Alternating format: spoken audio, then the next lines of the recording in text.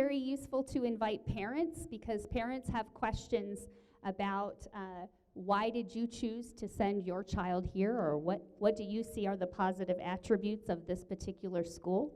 So we asked Mr. and Mrs. Reyes to come, and they're graciously here this evening to answer any of your questions.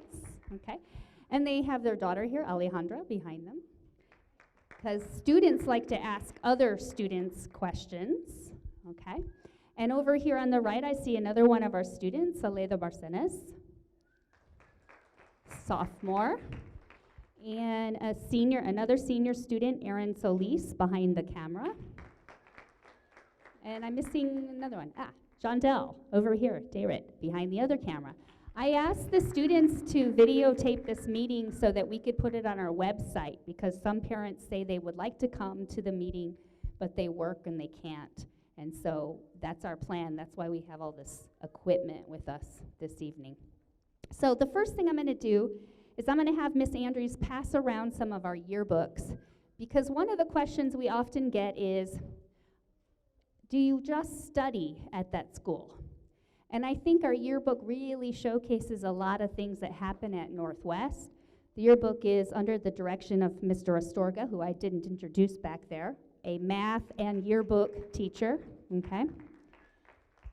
And I would encourage parents and students to look through it. You'll see we have a lot of different clubs, activities. You kind of get a sense of the culture of our school by looking at the yearbook. So there's 4 or 5 that will circulate through the room, all right? So I'm going to start by just telling you a little bit about what is an early college high school. It's a very, very innovative concept, and it's fairly new as far as education goes. It starts by having your school, your early college high school, designated by TEA. So we have to apply, and TEA says, yes, you may be an early college high school. We have to have an Institute of Higher Education as our partner to do that, and our partner is El Paso Community College. We also have a partnership with UTEP, which I'll tell you a little bit more about as we move through the presentation. What's really unique about our school is that students have an opportunity to earn 2 diplomas, a high school diploma and an associate's degree.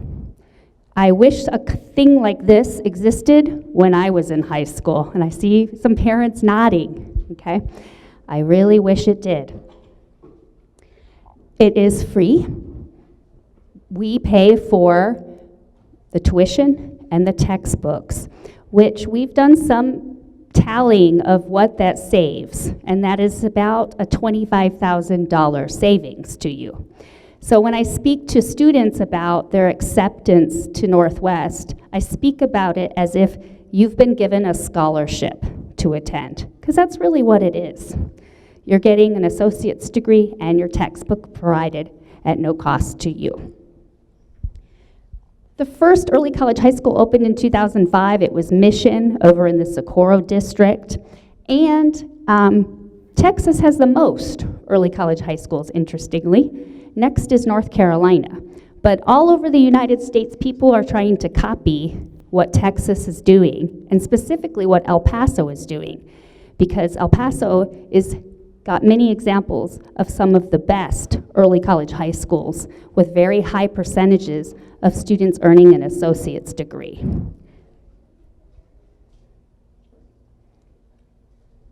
Our school is very small. It can never have more than 400 students. So it feels like a private school, but it costs like a public school, is what I like to say. An associate's degree is worth 60 credit hours.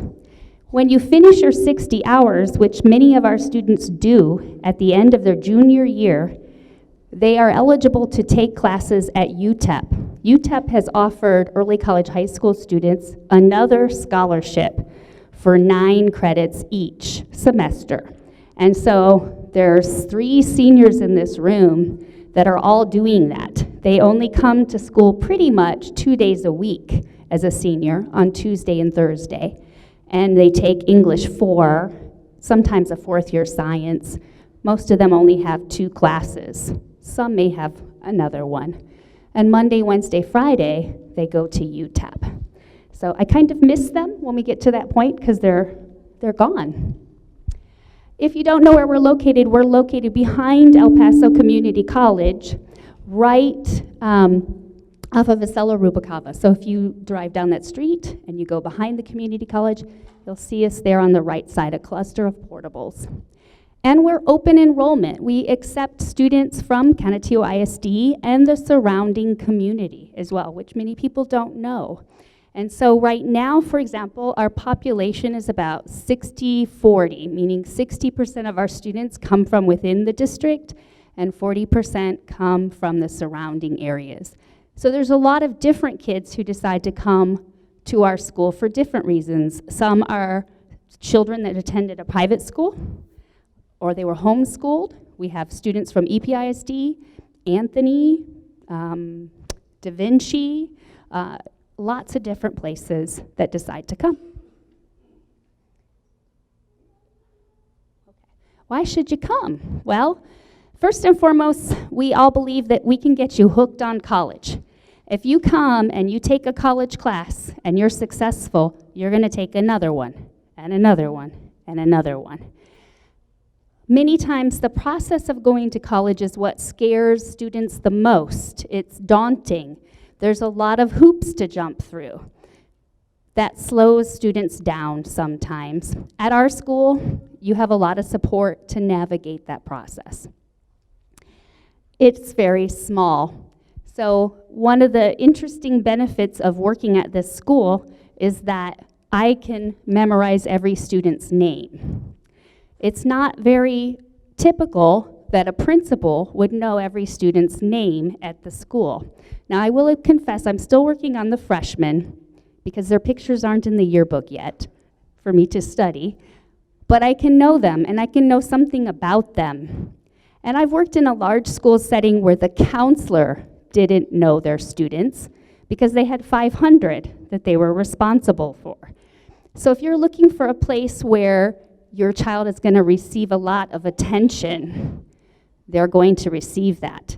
Our teachers are going to know who your child is, and they're going to talk to one another about your child and how they're doing in the class. And lastly, if you didn't start saving money for college the moment your child was born, you may be very interested in this because it's a substantial cost savings. You might also be interested because it's going to save some time. So many of our seniors, for example, that graduated last year only have 3 semesters of college left before they're done with their bachelor's. So I can think of one student in particular, Marie. She only had 3 semesters left before she would be a nurse, and she's 19 probably now. That's amazing to me. And she got a full scholarship as well to do that. So a lot of times parents say, who should come to your school? Should it be the student who had all A's in middle school? Well, sure, that's nice, but we don't look at your grades when you apply. You what? That's the next one. You what? You don't look at the grades? The goal of an early college high school is to attract a student who may not have had that opportunity, who may not have gone to college, who might be the first person in their family to go to college, like I was, but who is willing to work hard. So what we look for is a student who has what I call Griffin grit, the ability to stick to something if it's difficult. And primarily, we make that decision based on an interview. We don't ask questions about how many days of school did you miss in middle school, or were you on the AB honor roll? That doesn't really tell me much about you. We ask about what kind of person are you? What are your goals? What's something that you've worked hard to achieve? When is a time you wanted to quit? So we can see if you have that Griffin grit that's so important to us. We also want someone who's mature. Remember, your child will be going eventually, quite possibly in the spring of their freshman year, to the college to take classes. They'll walk up the hill, and they'll be in a college class on the college campus, sitting next to an adult maybe who hasn't been in school for 20 years, right? Has this ever happened, Alejandra? Okay. Aaron? Yes. Shondell? Yes. Okay. And I have students say, I have this grandma in my homework group, and I'm tutoring her on math because she's been out of school for a long time. And so that's pretty common. And so your child has to be mature. If they have difficulty interacting with people or people who are older than them, they may not be ready for this type of school. But most are looking forward to that type of challenge. Finally, what's the first year like? Well, we have a summer bridge program, and those are the dates, and they're set. And if you are sitting there and you know this is where my child's going to go, please write those down. They're not going to change. And plan your vacation at another time. What happens in those 2 weeks is really important. Not only do we do a lot of social, emotional things, interaction, making friends, meeting your teachers, getting comfortable in the environment, we do some TSI, which is the Texas Success Initiative, test prep. We want as many freshmen as possible to pass the reading test before they come to us in 9th grade. Why? That's the first test that makes them eligible to take a college class. So if they pass that in the summer, they can start out by taking biology in the fall and Education 1300, 2 classes that are required for the associate's degree that they would take in 9th grade. Now, and most, I would say 70% this summer passed before they came. Sometimes students get a little stressed about, well, what if I didn't pass? And I say, well, remember, most students don't take that test until they're 18 or 19. Give yourself a break. We will tutor the student and let them test again repeatedly until they pass. And we're pretty darn successful at it. We've had a lot of practice. And then we're on a very different schedule, and the only way I can really explain that to you is if you look at the handout. So I know in middle school you have a block schedule, right? You have 4 classes a day, is that right? No? 6? 5, 6? Okay. And how long are they? An hour. Okay. So at our school, Monday through Thursday, you have 4 classes a day, and they're 90 minutes. On Friday, all 8 classes meet, and they're about 45 minutes, más o menos. So our goal is to match EPCC schedule, because you might have first period on our campus, let's say with Mr. O'Keefe, and then you walk over to the college and you're taking that college class, second period. And then third period, you come back and you're in Miss Grado's class. And then fourth period, you're over at the college again. And so if we didn't match the schedule, you would be late either coming or going on one end of that. And so we match their schedule. We also match when we end now. So our students this year will get out of school on May 26. Why? I loved it back when we used to get out before Memorial Day. Anybody remember that? It was pretty awesome. Because most of our students, 95%, will sign up to take summer classes. They will go to summer school. They want to go, right, Aletha? How many classes did you take in summer school? 2. Alejandra didn't take any, did she? Because she was done, right? Did you take classes in summer school? Not this summer? The summer before, how many did you take?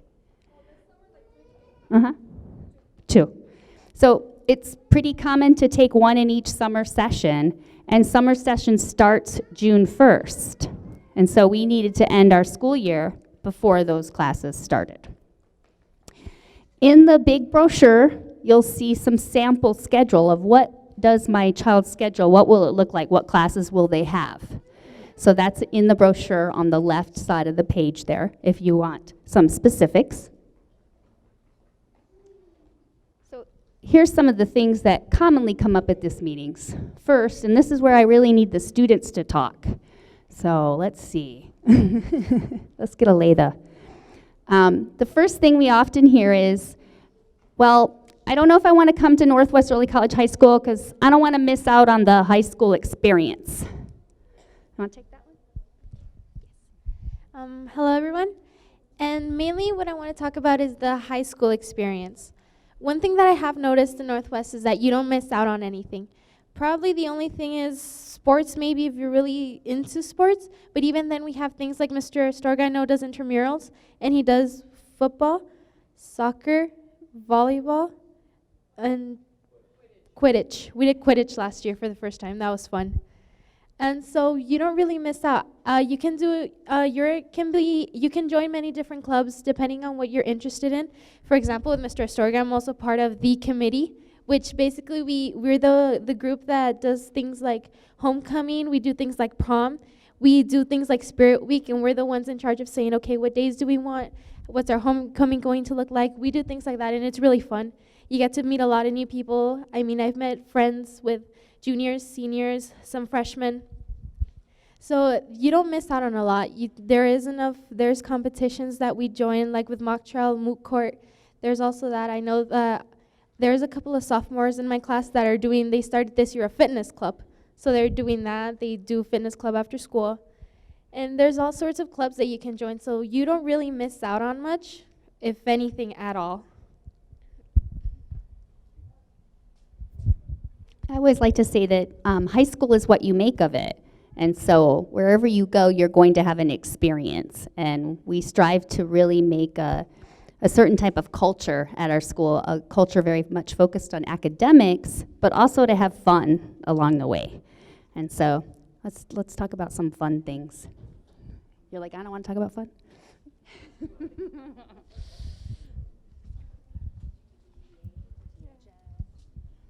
For fun activities, we have BPA, Business Professionals of America, where we practically go compete in accounting, marketing, mostly whatever you're interested in. We even have medical and legal. And basically, we compete here in El Paso against everyone. If you place in first or second place, you get to travel. And I think last year was Dallas, and this year we're going to Corpus Christi. And if you make it in state, you get to go to nationals, which is in Boston. And last year we took 19 students to Dallas and 7 students to Anaheim for the national competition.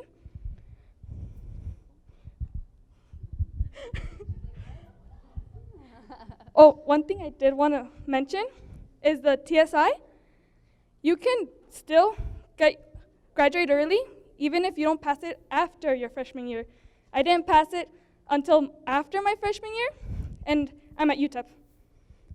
So you don't stress about it. If you work hard, you will be able to go to UTEP your senior year.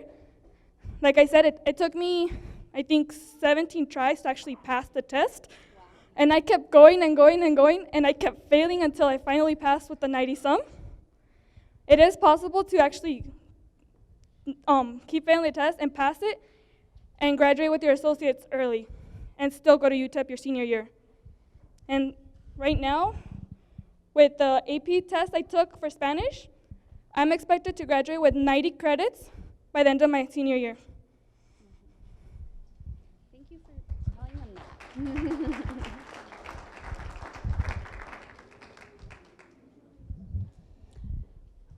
Okay, so what about how do we get there? Is there transportation? If you live within the district, students can ride a bus to our school. If you're outside of the district, then you have to provide your own transportation to the school. Will the credits transfer?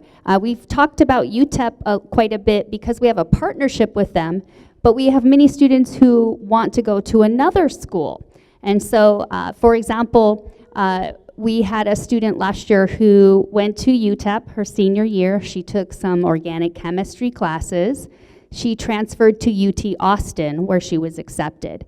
And Mr. Mercado can tell you some other stories of where students have gone, because wherever students want to go, our job is to help them get there. Good evening. One of the things that Alejandra neglected to tell you is her GPA in college is above a 3.0. So nothing stopped her. She's an awesome student. And yes, some of the students are concerned, will all my credits transfer?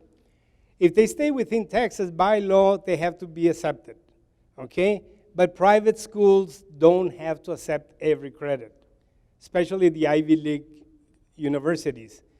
But our students are ahead of the ball game.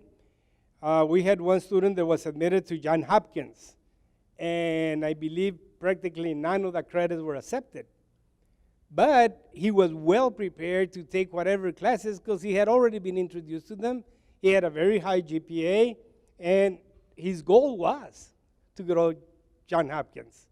So depending on the university, and like I said, most of the privates won't, but students welcome the opportunity to attend those. It makes it easier for them to be admitted to those universities. So more and more, and one of the things that now the seniors are doing, because of the fact that they get the opportunity to go to UTEP their senior year, it builds up their confidence to apply to Ivy League schools, to better universities. So more and more students are leaving the El Paso area, whereas in the past, fear of the unknown, fear of the university wasn't not given them the confidence. But now more and more students are doing so. Thank you. So many times parents want to know, is this really hard? And how do you fit all this in? I mean, is my child going to be able to go to sleep? And am I going to see them? And so I think this is a good point for Mr. and Mrs. Reyes to talk about it, because they have a senior and they have a freshman. And they can talk about both ends of the spectrum on what they've observed as a parent. Well, as parents, Alejandra is our second daughter. She is our second daughter in Northwest. Our older daughter was the first generation actually at Northwest, and our younger son is a freshman this year in Northwest. And as far as the workload is concerned, they do. My younger son has complained because it's different from middle school to high school. Now he has to make homework, whereas before he was just maybe doing nothing, or 3 or 4 days of the week he didn't have any homework. But now he has homework to do. The first few weeks he was complaining, he was griping about it, and just, oh, it's a lot. Well, it's not. Just go ahead and do it. And now that he's got used to the homework, the workload, and everything, he just gets home, he plays a little bit, watches TV, relaxes a little, eats something, and then he just goes to his room and starts doing his homework. So we are basically not having to push him around to do the homework. Alejandra, well, she's done that very much for the last 3 years also. So we don't really have to worry about them doing their homework. We have to keep on top of things. We are registering the parent portal, so we get alerts when grades are not up to par or something. We do talk to them. We check what's going on with these grades. They more often than not, they know what's happening. They take corrective actions, or they talk to teachers. And on that side, when they need help, and this is something that you should probably know, every student has access to resources, both at the high school and at the college. Any type of support that they need, they can have it. There's tutors, there's group studies, there's all kinds of things. There's no reason for them to fail.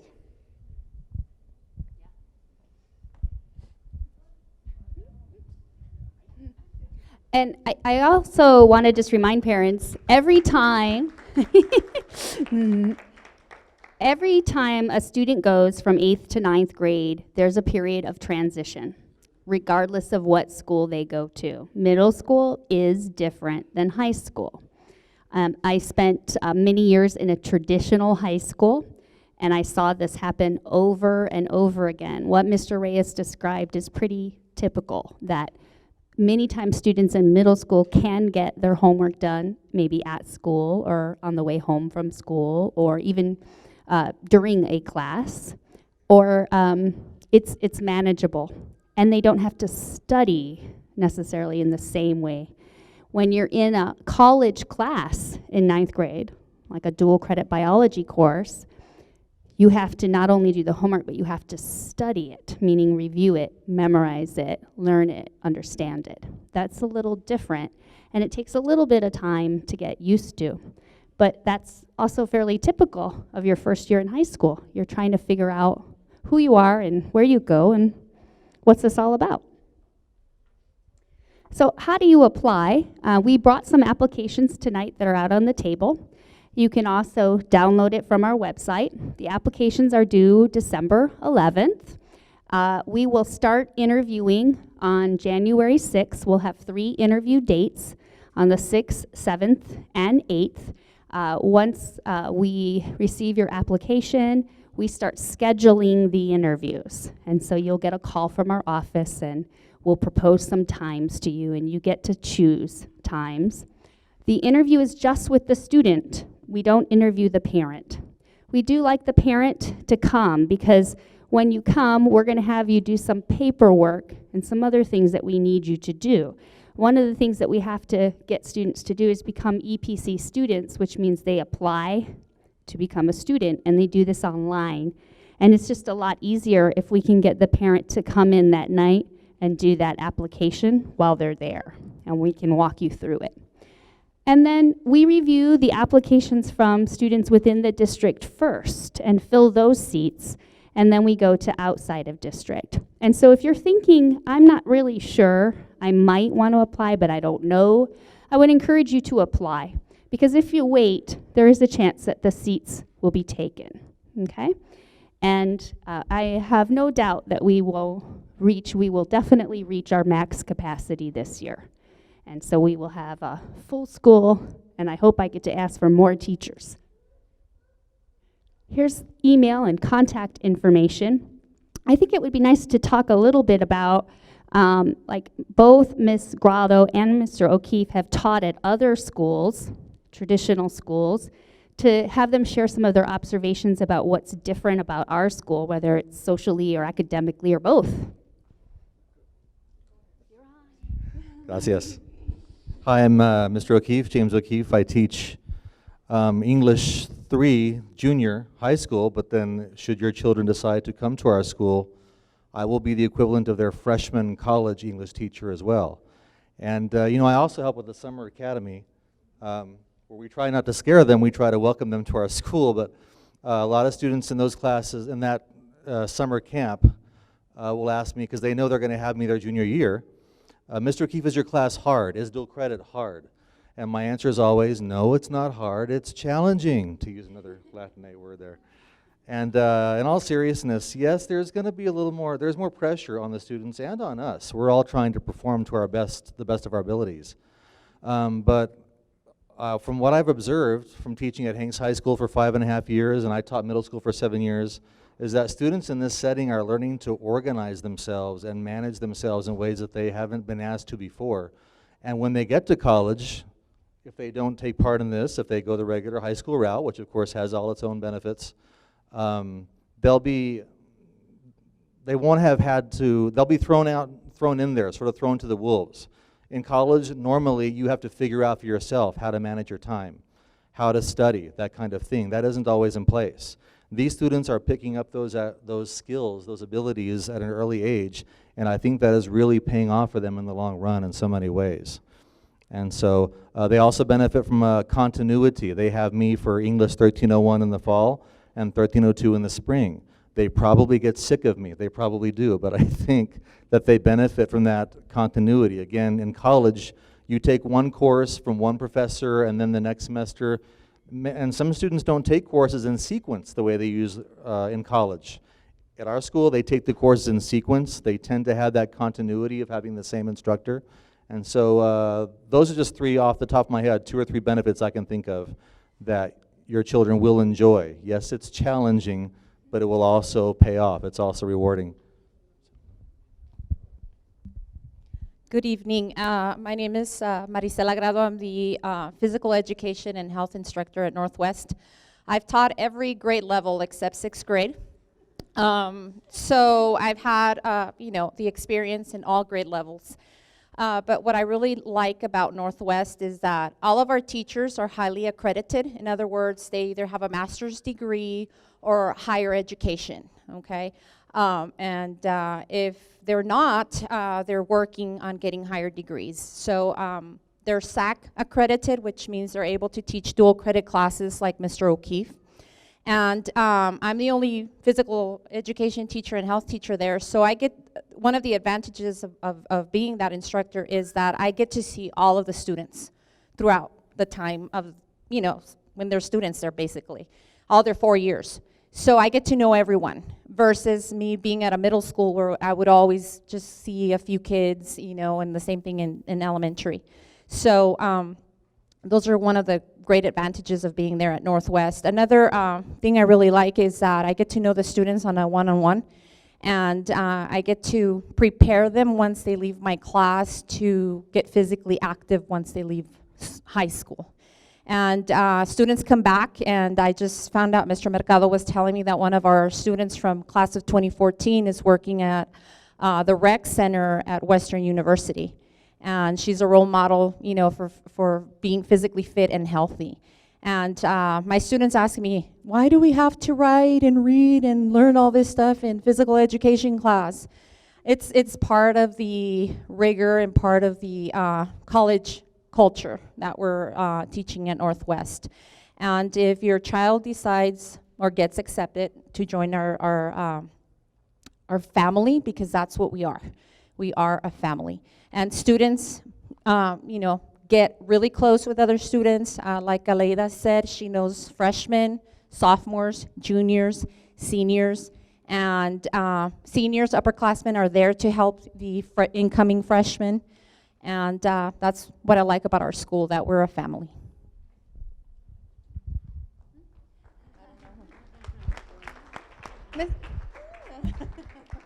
Me too? Okay. I think that I'm going to sound like a broken record a little bit, but I think knowing all the students is a big plus. We're a small village, if you will, and we know all of the students. Some students, if we know them, they think that's a bad thing. All right, we don't think that's a bad thing. We want them to trust us and come in and help them as their administrators. But I love the small learning community that these schools have become, and how the individual attention that your child will get will benefit them in the long run. And so that's one of the positive things about early college high schools. And I'm very proud to say that I have been involved with early college high schools almost since their inception in Texas. So I've been very lucky that I've been able to see several students, ex-students, graduate, go on, be able to come back, talk about their experience with early college high schools, attend conferences on a national level, and I'm very proud, that I've been able to teach and be part of these programs that I feel will become the norm instead of the exception. We need college graduates in this country, okay? We are falling in those ranks, and these programs are the ones that are going to bring us back up. So I hope you make that decision. I hope you support your child to make that decision. So, and you're all welcome.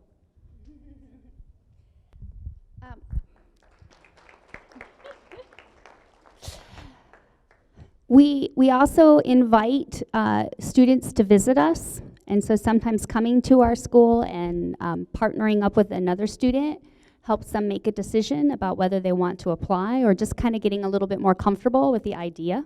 So if that's something that you think your son or daughter would like to do, then by all means, let us know. And I had my card I put out on the table out there that you can take, and you can email me.